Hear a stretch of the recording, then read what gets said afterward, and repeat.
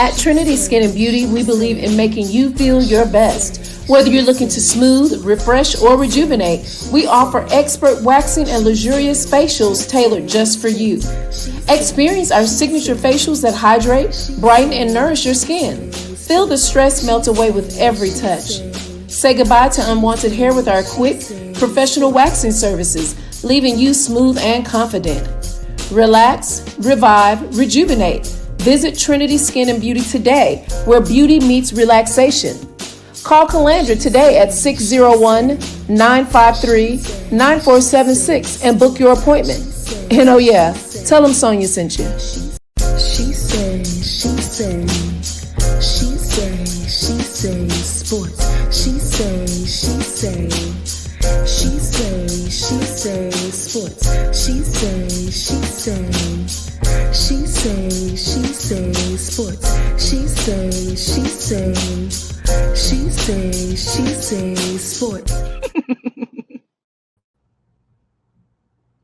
Hey y'all, it's your girl Sonia, and welcome back to She Say Sports. As you know, March is Women's History Month, and each week this month we will be talking to some amazing women doing amazing things in our community, in our world. Please welcome founder and CEO of CWall Sports and Entertainment, president of CWall Foundation Incorporated, and current president of Bowie Television, Candi Waller. Hello. What's up, CWall? How you doing? I'm good. Sonia, how are you doing? I am doing well. No complaints. Thank you so much for joining me today. Absolutely. I'm so happy I could make it. I wouldn't want to miss it for the world. Awesome. Well, we're going to get right into it. So, Candi, I mean, your resume is way more, y'all, but I would have been still talking for like 5 more minutes. But you are a sports girl. Tell us how did your love for sports begin? You know what? I'll probably be dating myself a bit once I start talking about this show. But I mean, it was one of those things that even my parents can't really explain it still. One of my favorite shows as a child. I mean, I was definitely into cartoons and all the things, but I loved the George Michael Sports Machine. Yeah. My parents used to let me stay up late on Sunday nights just so I could watch George Michael's Sports Machine and run through everything. I mean, he did everything, from football to basketball to hockey to baseball to NASCAR to horse racing to golf to swim. He did everything, and he always made you feel like you were right there. Wherever he was covering, whatever he was talking about, he took you right there to that game and right there to that moment. And I've just fell in love because of the George Michael Sports Machine. Truly, that's how I started enjoying sports. Wow, that is amazing. And so, did you ever play sports, or you just kept moving and just mean, it's like yes, but not like that. Like, let's be for real. Like, I would always tell people I'm going to be more like the coach, right? Okay, me too. Be more like the coach or an excellent spectator. But I always went to all of the games. I mean, some of my old, track teammates would probably watch this and be like, why is she not telling these people she ran track too? Like, all of that, I was always like the best spectator or a coach, and just always keeping track of stats and what everybody else was doing so that I knew how well our school or our team was doing. So that's kind of how that ended up shaking out. I feel you, because I didn't play sports either. So you ran track. I didn't play anything. So I totally get it. Just have a love for it because of my dad. So, you fast forward, you moved on and you've started several sport companies, and your sports entertainment company. When did you start that, and what skills are most important for a CEO in this type of industry? So I started CWall Sports and Entertainment in 2017. I'm actually now just eight years. Wow. On March the 6th. And it is, thank you so much. And it's taken me through all these different paths, right, that I had no idea that it was going to take me. And honestly, I mean, my back, I have a bachelor's in psychology, I have a master's in human resource development, and I have been in consulting. I was a consultant, Mhm. IBM, Deloitte, the MITRE Corporation. So I did a lot of stakeholder engagement, Mhm. strategic communications. I did a lot of support in just the public relations, how to communicate field. And Yeah. I still love sports. Sports was always deep down a passion, Mhm. and it was Super Bowl 51. I tell people all the time it was Super Bowl 51 in Houston. Mhm. The Patriots come back against the Atlanta Falcons, Oh wow. and I was there because my brother lives in Houston. And so Mhm. I was there. I said, I'm gonna do Super Bowl. I'm gonna do Super Bowl week, and I'm gonna do it like a true fan. And you know how it is, right at the, you getting prepared for the trip. Everybody wants to go at the last minute. No one can go. I said, I'm still going because my brother Right. was there. So I was going to be good. And it was like my version or adult version of Disney World.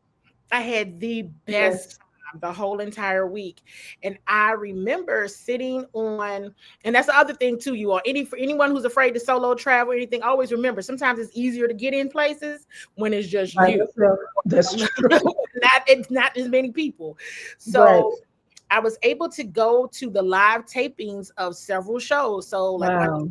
First Take and Good Morning Football. And I was sitting on the live set of Good Morning Football that Friday morning, and it just really dropped into my spirit and said, this is what I want to do for the rest of my life. I Wow. to be on set, or I want to be talking sports. I want that type of level of conversation. And the reality is I didn't see enough of me being Mhm. active contributor in the sports conversation. I was seeing, more of the position of women being more of the facilitator of Yeah. in having the conversation. But it's Mhm. like, wait, we have something to say too. We have an opinion also. We're able to watch this also and come away with some key observations and takeaways. And so that is where CWall Sports and Entertainment started. I remember flying back home on like that Tuesday after Mhm. Super Bowl Sunday and everything, and I started writing my business plan. And Wow. it has just been one turn after another. I mean, I wouldn't have thought that I'd have been a president of a television station in my hometown. Now that wasn't Right. expected, honestly, but God, it was expected in His plan. It just wasn't Right. mine. So that's how I got started. That's how I ended up here. And then in terms of just the overall skill sets, a lot of what I learned in the consulting industry helped Mhm. me for this role. Okay. Right?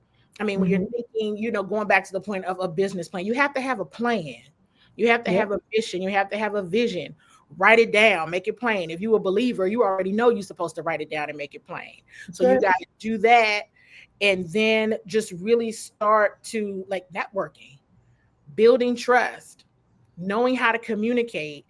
If you're a journalist, you need to be able to track a story. You need to be able to connect. You need to be able to use your investigative skills to be able to piece Mhm. things together so that you can bring facts to the people who are watching, right? Right. And so it's all of those different skill sets, from just the external, who's watching and who's listening, Mhm. perspective, but then from an overall just business perspective, just knowing how to do good business, right? Just knowing how to do good business, knowing how to network, knowing how to stay in the room, and being able to navigate uncertain times and uncertain Right. measures, because you never know what's going to happen, right? And so knowing how to pivot has been huge. Knowing how to switch things up. I was first going into a studio, pandemic happened, everything shut down. Okay, now I'm doing shows from my phone. Had to learn StreamYard, Zoom, all these other. You have to Mhm. just remain teachable. It's all those different nuggets that I'm dropping out there, but it's so much that goes into, because with me it's not just being a journalist, it's also owning a business and Yeah. leading a business as well. So a lot of different facets there. We could probably talk about that for like an hour or so. So and you're absolutely, it's a lot of facets, but one of the two things that I took, the trust thing, because a lot of people, when you have a vision, you don't want to trust it with just anyone. So you have to really, really know who to give that information to, and who wants to see you win, and the good business. That is so key and so important because your name is everything. Mm-hmm. And so when you those are very, I mean, all of them were great key points, but those two really stuck out to me because I know when I first started, she say I didn't trust a lot of people because I I agree. just couldn't. And I was like, this is my baby. And then when I started telling people, they was trying to change my vision. And I'm like, no, that's Mm-hmm. not what's not in my spirit. So I totally agree. Everything Yeah. that you said. You know what? You just mentioning that. It reminds me when I first got started, and if this person is watching, they will just know I'm talking about them, but it is what it is. When I first got started, I remember them telling me, what's your draw? Like, what's your, and I was like, what do you mean? Mhm. They were like, you don't have a story. And I said, well, I don't understand. Like, can you explain a little bit more about what do you mean I don't have a story? They're like, well, did anything happen to you as a child? Are your parents, where you got, do you have any, are you estranged from any family members? Do you have anything, like, you don't have a struggle story? And I was like, excuse me? And this was someone, to your point, that was trying to change. Like, I had to turn, Wow. like, completely change into someone else. They're like, yeah, you have talent, you have something you can do, but you don't have a story. And I'm like, the fact that I grew up in a 2-parent household and I'm educated, I'm in a sorority, I got all That's a story. that's the story. Okay. Right. That's the story. And and that's too bad if you can't work with the real story. It's easier for you to say, oh, my mother was on crack or in jail, but no, that's not my story. But they were really clear, like, I don't know how to make this really, and I'm like, okay. So yes, people will try to convince you that what you have isn't good enough, Isn't good enough. That's and true. you gotta, make it something that it's not, to be cool, I Right. guess. That's crazy. Wow. You Hmm. don't have a struggle story. Anyway, I I'm was glad you're not right. dealing with them. So, CWall, what are the primary responsibilities of a CEO in sports and entertainment? So I think the primary responsibilities of a CEO in sports and entertainment is that you got to know what's going on. Mhm. You have to know current events, current news. What are the hot topics? You also have to know what are the not so hot topics Mhm. that should be a topic, right? So when I say that, Okay. it's more like, and I say that from a positive perspective because I've Right, right. always chosen to take the lane of, this isn't going to be the gossip section. This isn't going to be Mhm. gossip news. There's places for that. I didn't want to be that, and I Right. wanted to stay. I mean, some things you have to address, right? Of But course. others, that's kind of up to you. So when I say current events, hot news, hot topics, it's like, okay, what's free, right now it's free agency. So, staying up on free agency, staying up on games, with the Caps, Alexander Ovechkin getting ready to break Wayne Gretzky's record, stuff like that, just the Mhm. hot topics, the things that are coming that Right. you can anticipate, or it's the March Madness. So the Terps and George Mason and GW, all that in the area. But then the not so hot topics that should be a topic are, what are the local players doing in the community, Mhm. right? Because many of them Right. have amazing community efforts that they love, that they're passionate about, that they do in giving back, but those don't make headlines.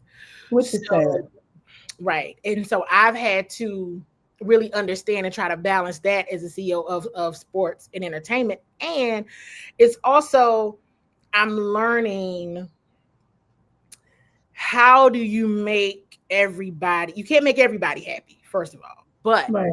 you still gotta, like, try. And Mhm. the challenge is, there's just some sports that are more attractive than others. Like, your viewers might really only want to hear or read about the Commanders, right? Yeah. When they're winning, anyway, right? Mhm. Um, And so it's hard to balance because even, my current role at Bowie TV, it's not just sports there. So it's hard to balance, sports is what brings everyone in. Right. But it's like you want to make sure you're giving your attention and the strategy. You have a strategy that suits everybody equally. So it doesn't appear that you're giving one team or one genre more attention than the other. So it's like being able to connect with everybody and understanding who you're messaging to.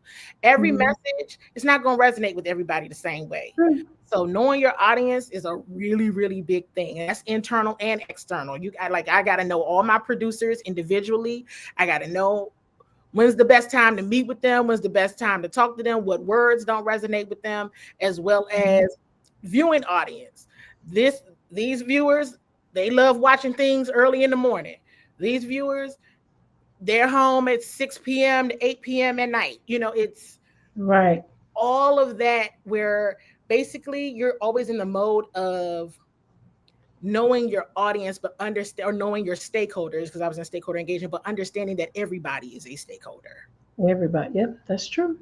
Everybody. I mean, even in your house, there's stakeholders in there, and you got to deal with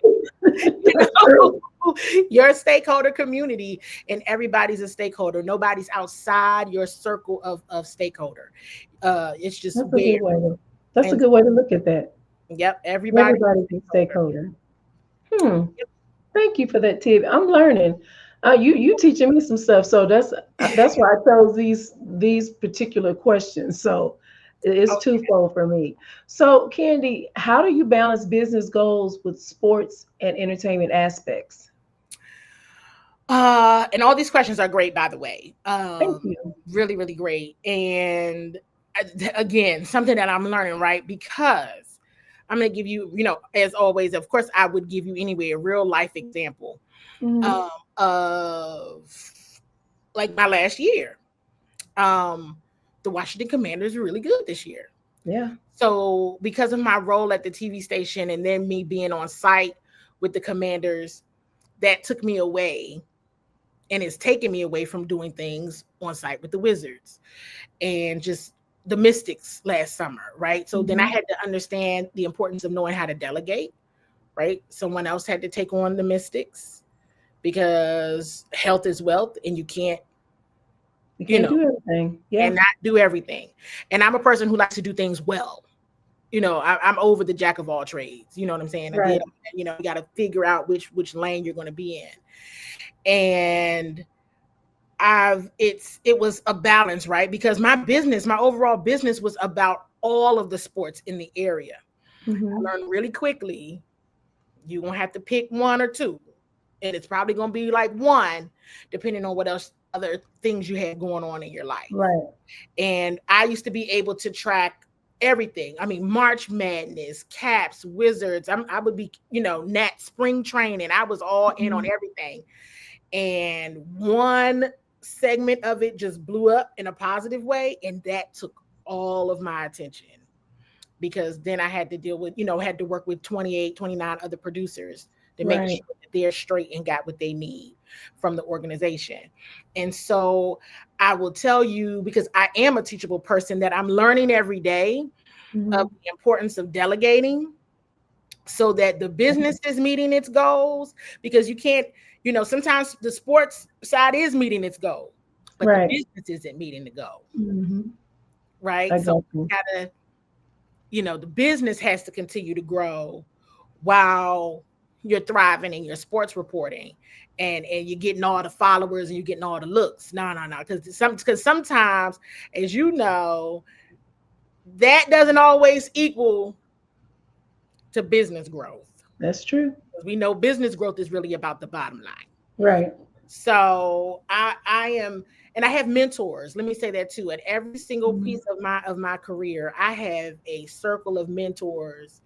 And it may change depending on where I am or what I'm doing. Right. But I have a circle of mentors that will tell me how to scale. You need to scale, or you need to bring this back, or will get me recentered. And okay, did you pray about it? Did you do this? Did you do that? Okay. Well, hey, if it doesn't make money, it doesn't make sense. And then they'll just Let's start there, right? Yeah, And that's where it's at right now, because that's when it really gets into the stakes of business versus sports and entertainment, because the sports and entertainment going to keep going as long as you're talking about the team that's hot. that's But true. that doesn't always align to the business growing. So, That's true. That yeah. is true. Absolutely. Mhm. Yeah. So, Candy, how do you stay innovative in the competitive world of sports and entertainment? And then Again, let me add a B to that. And mhm. how do you handle competition in the sports entertainment industry? Yeah. So here's what I've learned, because I'm actually, as a stakeholder engagement or change management practitioner in my consulting years, Mhm. I always tell people, as much as I would help and prepare people for change, I'm the most resistant person to change you'll ever meet. Like, if it's not broken and if it works for me, I'm not gonna fix it. I don't care what's going on around me. I'm Right. doing it this way.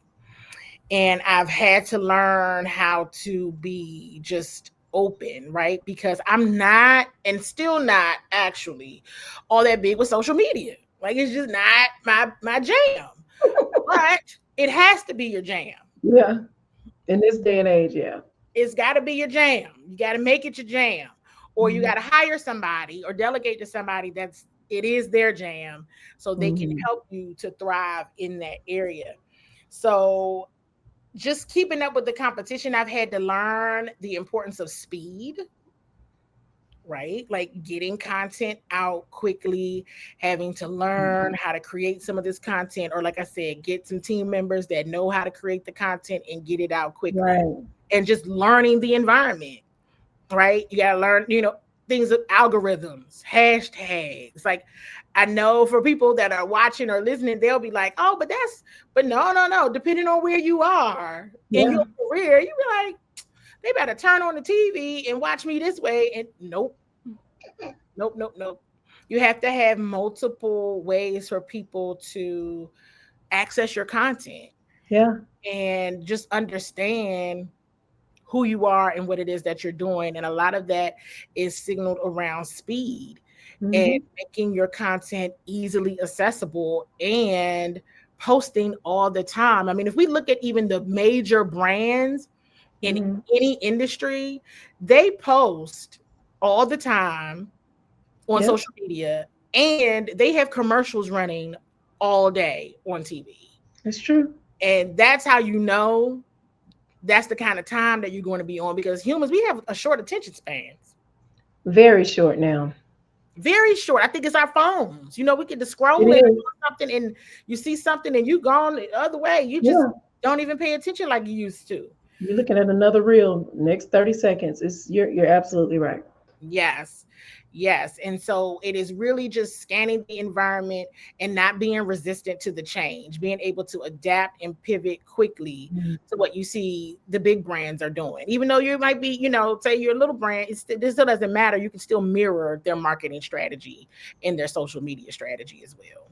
Right, right. That's you. I mean, you made some very valid points because it's so you thinking you're doing enough, but you sometimes you feel like you're not. So it's just like, oh my gosh. So, you mentioned earlier that you cover the Washington Commanders and that's been taking up like you said, a lot of your time since they have been like on fire this past season. How do you manage the demands covering a high profile team like the Commanders? I mean, it's one of those things where you just have to be present, right? It was one Mhm. of those things where it's like, hey, they all in, so we gonna go ahead and go all in with them, right? And it was a lot, because I found myself, now when they weren't good, when they didn't have the best of seasons, I would Mhm. still be present. I was still there. The thing Absolutely. about it was is that people didn't really want to talk about it Mhm. unless it was something around some drama around the owner, or Right. someone getting fired, or some sort of, just controversy of some sort. Mhm. But now it is one of those situations where, and I've been sharing this with a few people, I didn't know about the second season of the football season as playoffs, and with the Commanders Mhm. being, making it to the NFC Championship, but being away and doing away Right. the whole stretch. That was a lot. And so I had not experienced that yet. I was like, oh. Okay. And so it again, I'm like learning every day. It's like I'm learning something new every day. But what I have learned is that you got to keep showing up. You Yeah. got to be in there, right? Because if they're there and they see that you're there, I mean, and the reality is your colleagues are there. Mm-hmm. That's true. So, you want extra hours sleep. I'm sure everybody in there does. Right. But you gotta play the role. You gotta get in there and get it done. And you have to shift. A lot of people think it's a lot of glitz and glamour. And I'm like, hey, my game day outfit is not my practice day outfit. Correct. Going to practice looking like y'all know why I'm here. Right. You gonna have your game day outfit on, and so am I. But not today. Practice is a different ball game for me. So, but you just That's true. but it's just you just trying to make it and get the content out. And it helps to really be able to know what is really going on when you're there. Mm-hmm. You are there physically and you're building those relationships. You're in the environment. You really understand and see what's going on. You can understand what they're doing on Sunday. That's true. You can understand what they're sharing in press conferences as well when you're actually physically present. So I make that effort. And anyone that I work with, that if they want to come in and do sports, I'm like, hey, you got to commit to this. Mm-hmm. Right. And a lot of NFL teams and even some, I would probably say most sports teams, when you're like season credentialed, they call it, just at least 75% of your time needs to be on site. Yeah. And that's to be credentialed, stay credentialed, be in good standing, if you will, because you got to be all in. This is a job, and everybody else is all in. You can't just come in and come out when you feel like it. That's true. Now that, ooh, that's the absolute truth. Actually, when we met, you were jet setting to Texas. They were in the playoffs in Texas, so it was you were busy. Yes, yes. I at that point of the, yeah, I was like everything was like pretty smooth. They went on a 3-game losing streak, and then that kind of felt like normal, like, oh, here they Mhm. go losing again. All right. And then they started back winning. I think, they basically like, did they win out? I think they won out. They won out. Yep. Mhm. They won all the rest of their games.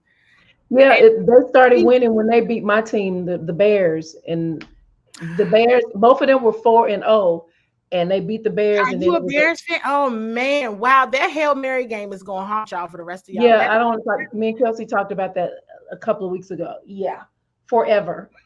It was That's horrible. and one of the new free agent signings, Jacob Martin. We had just talked to him. Mm, He had just came off of IR that game. mm. Was back playing that game. Wow. He talked about. I've gotten a few different perspectives from players and coaches on the Bears side last year that talks about that Hail Mary. I don't think anybody will forget it. I mean, I guess it was like the most popular play in the NFL last year, right? But it was, Yeah, whatever. yeah, I was like, I don't think the Bears recovered. I mean, they did. The We Bears did didn't. the Commanders are solid though at the end of the Yeah, year for beating they the were. Packers. We did not. Well, I mean, that was a good game for me. That was my Super Bowl because we hate the Packers. So I was cool with that. But yeah, after that Hail Mary, it was pretty much a wrap for us. It was a wrap. Yeah, But whatever. Caleb's from the area. Much love and shout out to Caleb. Hopefully they have Yeah, a better season, and I hope so we'll too. see what Ben Johnson does because I'm kind of anxious to see what they do for real. Yeah. And you have from the Commanders, of course, Montez Sweat, and then Mhm. Olamide Zaccheaus, who was on the team last year, who's phenomenal, really great person. I think he just signed with the Bears today. I think. Yeah, he did. And I see they're trying to put some pieces together around Caleb. So we shall see. We shall see. Yeah, we shall see. I'm gonna move on. Anyway, you speaking of press conference, you mentioned that earlier. How do you prepare for and handle press conferences with coaches and players? You got to know. You got to go in there knowing what you're talking about. I mean, Mhm. I think that players and coaches can tell when you really don't know them very well, don't know the Mhm. team very well, haven't watched the game, or you weren't paying attention to the game. These people are smart, very smart. So Yeah. you need to have gone in there knowing what you're talking about and knowing what you're asking and asking things that are relevant, right, to the day. relevant to the day, relevant to the week. Um, Something that they would be passionate about, something that, and this goes back to kind of relationship building, trust building, all of those things. Mm-hmm. Something that's just relevant, and something that you really want to know. Um, I think, at times we all kind of want that big ticket question of, ooh, like Mm-hmm. what's going to go viral. And sometimes Yeah. that works, and that's applicable for certain environments, right? That's definitely Right. the environment for the viral question. But when you're talking like the press conferences and things that I do daily, it's it's a little different. And I also tell people, if you are there often and you don't have a question, you don't have to ask it, right? Because if you just act like you don't, you want to ask a question. But if you really Right. don't have anything to say, it's okay to take it all in and be able to write your story or do your segment and all that. You don't always have to be heard, right? Yeah, and that's true. But if you are there often, you should be asking questions, or you should be doing something, because how else would you be able to effectively do your job? But you have to show, and it's not so much about X's and O's in sounding like the smartest person in the room.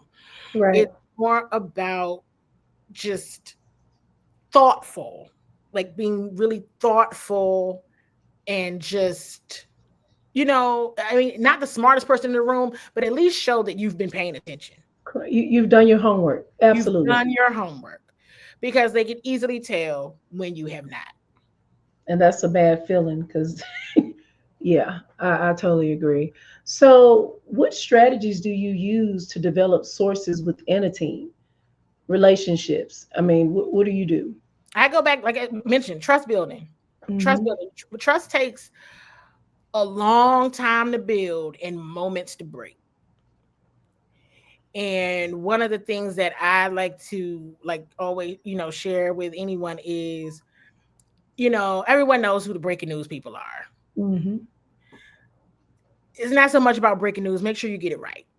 Yeah.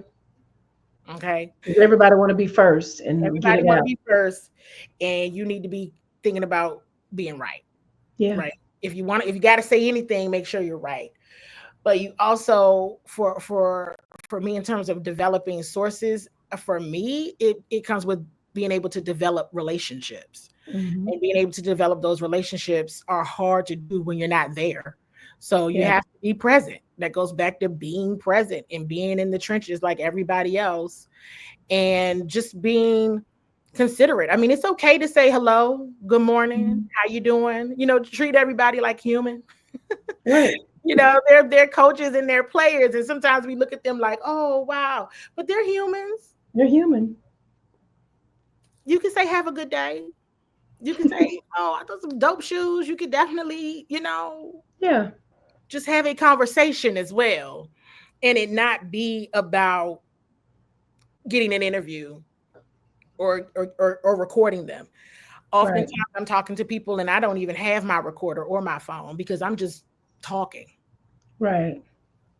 That I might be talking to somebody and I'm not even, my segment and my show is not even on them this week, but you know, I'm just Just chatting. yeah, just chatting, getting to know them. You're just getting to know people. I mean, it's humans. It's okay. It's not weird. I mean, you're not going to be like hanging out, because that's not, nobody's on that kind of time anyway, because everybody's at Right. work. So, but, building trust, and also making it like you're not the person who is there just to get information. Hmm. People can tell you stuff all the time. It's up to you whether or not you want to do anything with it. And Right. and people will know. Sometimes that's the trust exercise. Oh, I'm gonna tell her this, that, and the third to see They're if she's. trying to, yeah, they testing you. Yeah. They might be testing you to see what happens. Hmm. Notice that you didn't say anything, and they're like, you know what, it's pretty cool. Yep. So all those things is kind of like, those are some nuggets, some tips and tricks from an insider. That's like, trust takes too long to build to break it on your own. So Hmm. and that's trust with everybody, the front office, PR staff, coaches, players. That stuff matters. And as we all see, players go to other teams. So once you build relationships and those players go to other teams or coaches go to other teams, front office staff go to other teams, then you have a relationship there as well. Yeah. And you never want to burn any bridges. And that's for any industry. You just don't. I agree with that. That is absolutely right. So, you kind of mentioned this earlier, but how do you stay updated on daily developments surrounding the team? I mean, ESPN, people calling you from the front office. How do you do that? It depends, right? I say it depends. Some of it comes from, your contacts on the ground, and others it is, just getting your notifications, like everybody else. Some of it comes from on the ground directly, and some of it comes from, like everybody else, their notifications. And it just, I was like, you can't put your phone down. Or if you do, you just know I'm gonna miss something, and that's just have to be that. You're just gonna be okay with it. Like a time like now during NFL free agency, it's like you put your phone down, they sign somebody else. Okay, and maybe you just get it later, and you got to be okay with that. Like, all right, well, and then you'll just come out with something and be like, as many others have reported, or as most of you have already seen already, this, that, and the third happened. Here's your thoughts, and you got to move on. And it's just a decision, because sometimes you just can't have your phone all the time. It's just and then you have to sleep sometimes. So, and I have definitely had those nights. I'm going to sleep, but I'm turning my phone all the way up because I know somebody's going to be fired in the morning, at 4 o'clock in the morning. So let me just be up, So sometimes you got to make a decision. Like, I'm just going to bed. I used to early on in my sports career, I would be up all night. And so, I just don't do that no more. I go to bed. Well, because you have to. You wasn't expecting me to say that. I'm going to sleep. No. I understand. I totally understand, because it is so important. You got to get rest, number one, but it's so exciting to get the information and, do what you need to do. But at the same time, it's like, I need a balance. And sometimes you can be up some nights, and then some nights you like you said, I'm going to bed. So I'm going to sleep. It's really important. And you have to make a decision. Like, March Madness is coming up. Like, I knew the tournaments were this week, but I was like, I'm going to focus on Commanders free agency, right? So I will have to catch the Terps. When I catch the Terps, I have to catch George Mason, GW.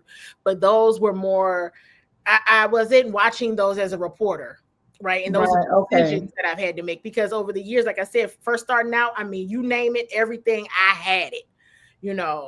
Howard, Bowie State, Morgan State, you name it, everybody. I'm tracking everything. And I've just come to a place where I'm like, you know what? It is okay for me to watch this as a fan. I'm just going to sit and watch. But I'm going to work doing Commander stuff. But I can't work and do all the things. It's just too much. That's interesting that you said that, to watch it as a fan, because sometimes because you be like you just trying to keep up with everything.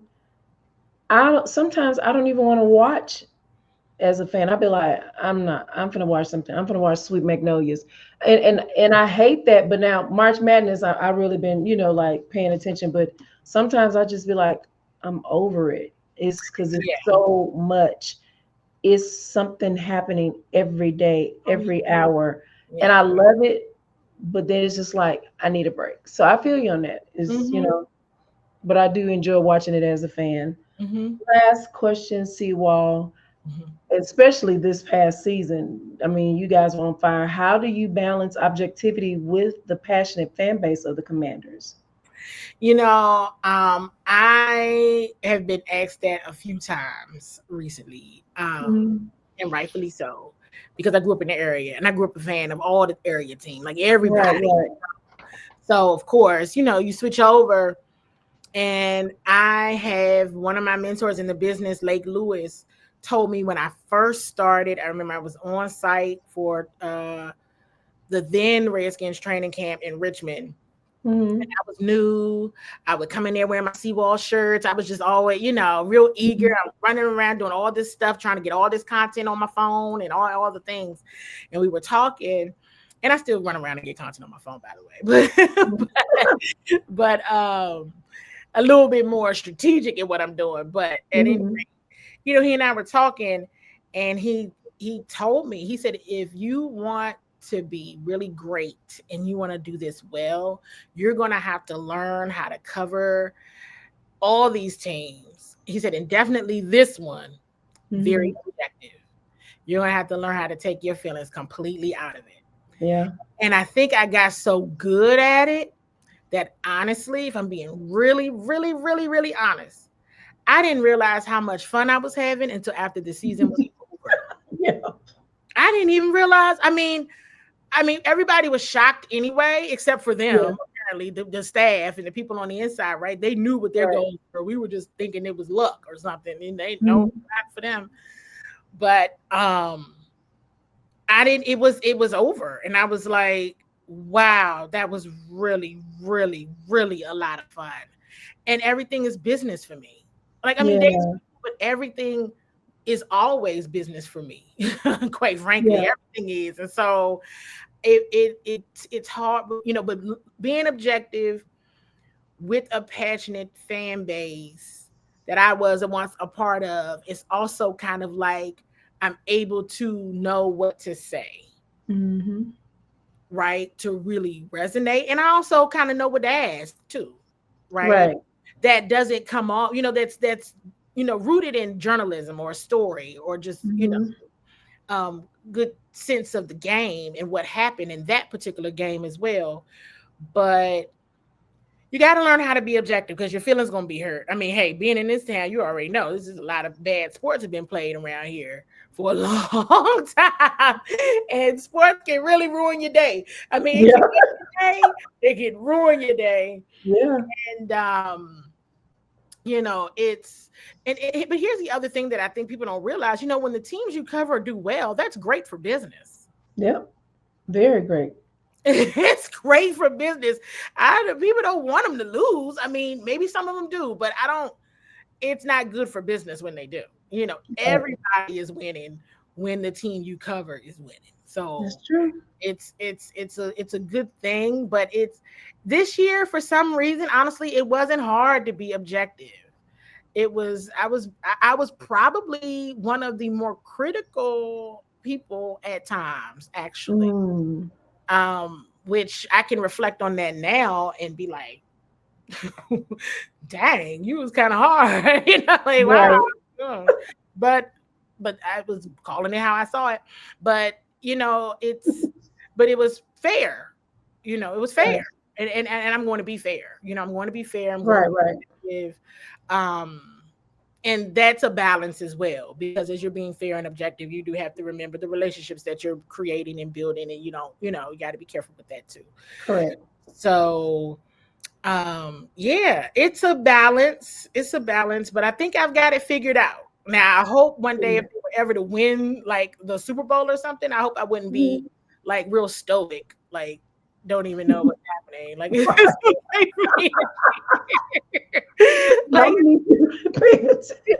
I would at least be able to clap or something at that. But like the game that you don't want us to bring up because that's your team, like that game. I mean, I definitely was like, real life story. I technically missed the Hail Mary, so I was already like, here we go again. I went to the bathroom because I was like, we about to go. I was walking out of the bathroom and looked up at the TV, and Noah Brown was catching the football, and everybody and I was like, but I was the only one that was like, so, yes, you all won the game, but you had X amount of penalties. Like, I wasn't even trying to go down. I was like, I'm not going down the we won path with them. Like, no. Definitely not the brand of football we're used to watching. What do you think happened? Like, I went right back to like, because I had my questions already. I wasn't expecting them to win. So I was like, to switch up my questions like that. But it's a balance. Mm-hmm. But luckily they gave everybody something fun to watch. They did. How do you think? Well, for real, last question now. What do you think next season is going to be like with Debo there now? And I mean, they're trying to get a championship. So, what are your thoughts on that? I think it'll be interesting. It'll be exciting because everybody is now waiting to see what they're going to do this year.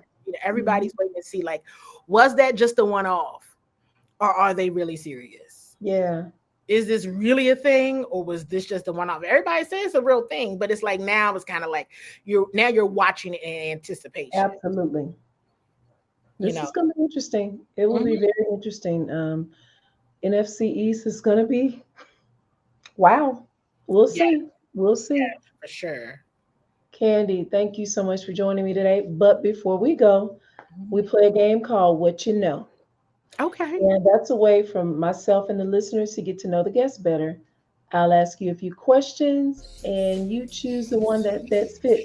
And we're going to do Washington Commander questions today, multiple choice. Okay. Who was the Commanders' first selection in the 2022 NFL Draft? Was it Chris Paul, Jahan Dotson, Christian Holmes, or Cole Turner? Jahan. That is correct. Jahan Dotson.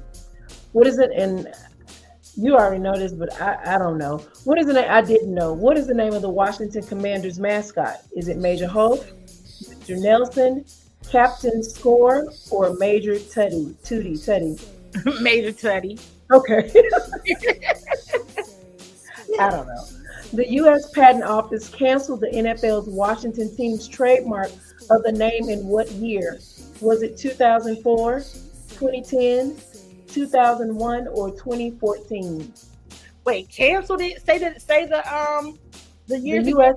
The U.S. Patent Office canceled the NFL's Washington's team trademark of the name in what year? 2004, 2010, 2001, or 2014? Oh, was it? I don't even know. Was it 2014? Correct. Oh, yeah. Okay, good. I was trying to do the process of elimination. No, that's what I'm. Who was the head coach for the Washington's football team in 2010? Was it Don James, Steve Sarkisian, Barry Switzer, or Bob Stoops? In 2010? What was the second name? Steve Sarkisian. I can't pronounce it. Maybe it was him. Maybe you're right. Yeah. So it was him. Yes.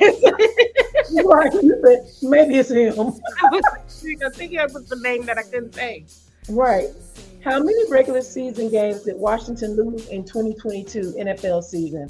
Was it 6, 8, 3, or 11? I think it was in 2022. Was it 8? They lost 8. They lost 8. You batting the average. I mean, that's correct. Oh, yeah. I don't know if this is good or bad. It's good. That's too funny. What was FedEx Stadium originally called? Was it Jefferson Park, Jack Kent Cooke Stadium, Forbes Field, or Ronald Reagan Stadium? Jack Kent Cooke. That is correct. What place did the Washington Commanders finish in their division in the 2022 NFL season? Was it last, third, second, or first? They were 22. First. I think they were 22. First. Oh, wait. They weren't first? Wait. Is it last, third, second, or first? And you just told me how many they lost. Right. So they had to be third? Or last. They were last with that one. Okay. They were last. Yep. Because one of those seasons, they had like a losing record, but they still made the playoffs. It was the craziest thing. Okay. Right. In which county is Washington's FedEx Field located? Is it Baltimore, Prince George, Jefferson, or Shenandoah? It's in Prince George's County, Maryland. Correct. What position does Jonathan Allen play for the Commanders? Is it center, defensive tackle, kicker, or safety defensive? Where he was team's defensive tackle. That is correct. Last one. Which of these seasons did Washington win their division? Was it 2013, 2014, 2019, or 2020? 2020. That is correct. I remember that. You missed one. Very good. Only missed one. You missed one. Candi, thank you so much for joining me today. Tell the listeners how they can follow you on social media and listen. Don't you have a show? Yes, I do. And you can catch it on Bowie. Go to the Bowie TV YouTube channel, you all. On Bowie TV YouTube, I have the Washington Commanders update, and I also do a weekly DMV sports update. If you are in the DC area, the television channel can be found if you're in Bowie, Maryland, and surrounding areas. It's on Verizon, Channel 11, and Comcast Xfinity, Channel 77, every day from 1:30 to 2:30. And you can follow me on X at CWall SE, on Instagram at CEOCWall. You can Google me as Candi Waller. You can follow me anywhere. You can find me. Awesome. And guys, you can follow me at She Say Sports on Facebook, She Say Sports 23 on Instagram, and please subscribe to our YouTube page, She Say Sports. Well, that's my show for today. Until next time, this is Sonia with She Say Sports. She say sports. She say sports. She say sports.